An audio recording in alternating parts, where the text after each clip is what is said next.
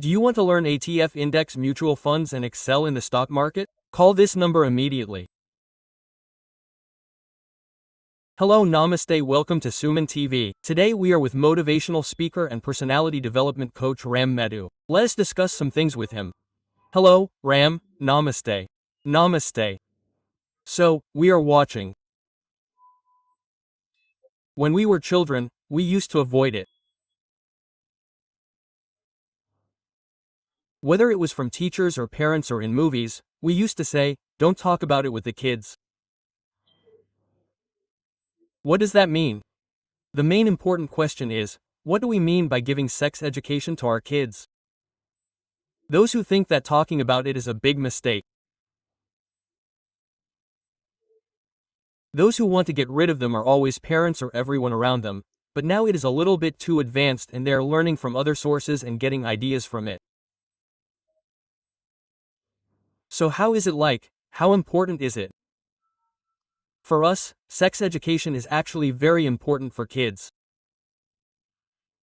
And as you said, right from the beginning, how many mistakes have been made? Let it be our parents, let it be our previous generations, let it be teachers. I remember that especially when we were in 9th grade, 10th grade, at that time, when classes about the reproductive system like the human reproductive system came, they used to skip it and say that this is optional, you don't need it, you won't get it in the exam, otherwise when you come, you can remove it as an option and say that it is actually about that. Not those who say it. In most schools, in some schools, we say that we will touch each other and leave. The conditions before the question are that do not ask questions. If you have any doubts, do not ask. This exam. Now, when I am telling this chapter, boys should not look at girls and girls should not look at boys. So, the mistakes they have made from the parents' side are that now, obviously, in movies, let them not have kissing scenes, or even if there are some romantic scenes, they divert the children by saying that they are coming in the theater, that is, they close their eyes. So, after doing all this, they create a tab. It is simple logic. Now, I put a small box here and I tell the children that this box will not open. I have given clear-cut information about what will happen if you do this. If you do this, there is a snake in the box and it will come out. I mean, they definitely won't open the box, so I gave reasoning, and if you do this, this is what will happen, and I said, hey, don't open that box, okay? But don't open that box, okay? Let's say my dad is gone, let's open it for a moment and see what's in it, and I said, right, because curiosity has been created there, so that's right. Now, since childhood, we don't talk about it like this, don't ask doubts, close your eyes. What happens if we say all this? The curiosity of children increases. Like, what exactly is it? When that curiosity increases, they start experimenting. And like, right, so, like, getting caught on the sidelines, all this stuff happens. So, sex education is given at the correct age. So many people think, what is the point of talking about sex with children? As parents, if you don't talk about sex with your children, outsiders will come and talk about sex with your children. It's common. Take it for granted. See what you want. Do you tell them what is right and wrong about sex? Or if you leave it, they will come and teach you what is right and wrong. So this should not happen. What we mean is that right from the beginning, it is very important to maintain that rapport with our children and give age-appropriate education. So what some people think is that we should look at a certain age and educate them at that age. Let's educate them according to that age. What happens now? Now, even a 3rd or 4th grade child will have some doubts and curiosity about sex. Even 3rd or 4th grade children will have some doubts and curiosity about sex. Now, if we keep telling them all this, the whole process of intercourse, they won't understand. At that age, it is not appropriate. Correctly, if we give them the education that is required for that age consistently, what should we give them? What are those private parts? Like no one should touch their private parts. We should not show them. Good touch is bad touch. Age-appropriate sex is also a part of sex education. So, it is related to that age.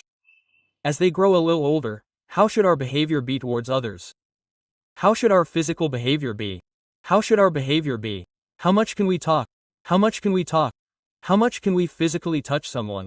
Where can we touch someone? All these things. As they grow a little older, after they reach their teenage years, when they hit puberty and their sexual hormones increase, at such a time, we should talk about safe sex. What is consent? The importance of consent. What are the consequences of you not knowing? What are the consequences of doing such a thing? So basically, age-appropriate education is very important. I know that especially in India, this taboo has been created. The word sex has been brought out and it is seen as a taboo. But that is a biological process. So we should explain it correctly to our children and see what is right and what is wrong. Including safe sex. When we are teenagers, we generally say no to anything. They don't listen. That age is like that. So if we explain it, that will be a great thing for them. That's it. Now, what are the disadvantages of that sexual thing? What are the advantages? What is safe sex? Who can you do it with? Who should you not do it with? It is very important to give such information because I have seen some instances where I grew up like 10th graders, they have siblings at home. Generally, it is okay if there are no children from their grandparents, they are all children of their grandparents. All the children are exactly like that. I have seen some instances where in 9th grade, 10th graders, in those cases, brothers and sisters get involved sexually. Right, not knowing what is right, not knowing what is wrong, and both of them are curious. They have hit the right age. Now, what does it mean that they have hit the right age? They are having sexual feelings, but now they are not sure whether they can do it or not. Otherwise, who will not tell them? What does it mean? What should be the bond? So due to the lack of that right guidance, I have seen such kind of acts happening and becoming within the families. Certain times, exploitation comes from our uncles and from them too. Uncles don't take something from us and tell everyone about it, but there are also such people. So now, what is it? You take it from us and I make you sit alone. So now, is it right for you to sit alone? Like, now, I am okay, if not, I am okay, if not, I am okay, is it right for you to sit alone? Parents should teach your child, right?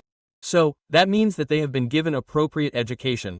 That's why I am saying things like this. Sex education does not mean how to have sex anymore. No, there are many other things. Now, I have said another example, that's all, right? So there are many aspects like that. If you teach all these things to children, then they will be in safe hands, or if you don't teach them, what happens every now and then? They will be exploited without them knowing. So it can happen from anywhere, it can happen from outsiders, it can happen within the family. So when they are exploited like that, they will suffer a lot mentally, they will be disturbed. Exactly, after being disturbed so much, if you want to get them back on track, it will be very difficult. And there are some incidents that they will not forget for a lifetime. There are chances that all such incidents will happen to them. So that is, go through all this right from the neighbors to the schools. So now, if you don't give them a little understanding of what is happening, they don't know if you say so. Sit on your lap or else, that is, take it from the lecturers or even when they say you can change your dress in front of us, they will not know right, they do not even know what they are doing. Absolutely, we see this happening in some schools. We also see that in schools, they take it for granted, and why haven't we seen recently that a school teacher exploited a 16-year-old boy for almost 1 to 2 years? How cruel is that? That is how that level of exploitation happens. In current times, children should understand that we should also take care of our children when they are young. We should not be ashamed of this sex education, otherwise it will be a joke. Think that you are not giving sex education. Now, this is very necessary for the society outside. If you are not giving it, then you will have to face the consequences many times over. What is right at the right age?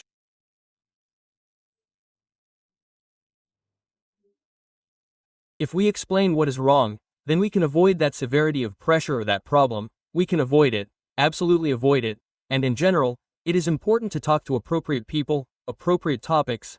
Now when we do this with our children, for example, Now when I talk about good touch, bad touch, it may be better to call a girl mother, or it may be better to call a boy father. I think I said the same thing.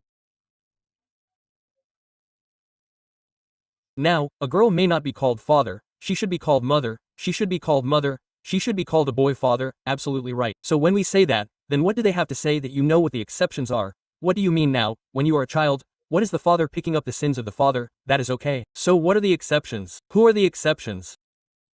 Grandparents, parents, it is important to say that exceptions are also to what extent an exception is because we see in society that even one's own father exploits like this, otherwise the mother exploits it. Therefore, in those exceptions, to what extent it is an exception, we should see it and teach it to them, so that all such incidents do not happen. Thank you very much. Thank you Ram for coming to the welcome.